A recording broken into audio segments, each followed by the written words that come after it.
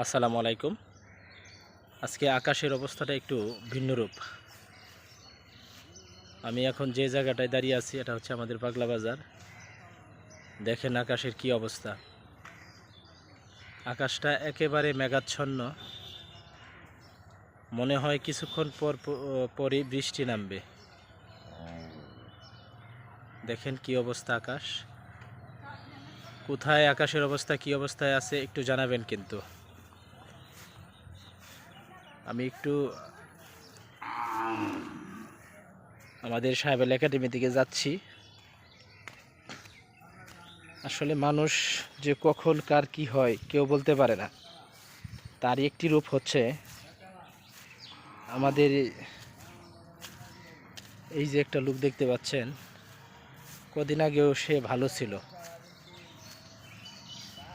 পারিবারিক কলহের জের ধরে আমার যতটুকু ধারণা তার মানসিক বিকৃতি ঘটে গেছে। মাঝে মধ্যে ভালো কথা বলে আবার খারাপ কথা বলে।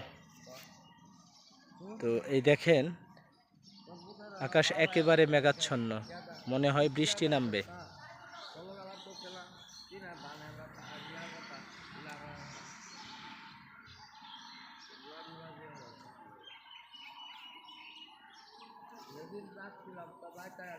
দেখি তার সাথে একটু কথা বলি। সুরাব ভাই, এই সুরাব ভাই, এই যে খাইছো কিছু তুমি? তোমার লোক কে আইবো? সে কিন্তু দুই কয়দিন আগে সুস্থ। হ্যাঁ, বংশের প্রদীপটা যতক্ষণ না আইব আমি খাবো না। তোমার কি হয়েছে? খাইছো কিছু? খাইবা? না না না। হ্যাঁ, দুনিয়া তুমি সুন্দর আগে তো সুন্দর সুন্দর কথা কইতা। না না, আমার সুন্দর কথা। বংশের নামাজ পড়ছো? না। নামাজ আমি পড়ছো? সেজদা দিলে তো দুনিয়া ধ্বংস হয়ে যাবে। এতে কি কর? হ্যাঁ, তুই দেখতেছ না? সর্বনাশ। আচ্ছা যাই হোক, এটারে বাচ্চা বাস না তার সাথে কথা বলা যাবে না, সে কথা বলা অবস্থায় নাই।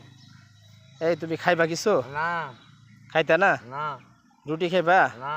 হ্যাঁ, না। টাকা দিই খাই আসো। না, দুনিয়ার পৃথিবী আসলাম জমিন বাচ্চা দিল খাইতাম। আহা, বংশের লোক না, আমার লোক আইলে আমি খাবো।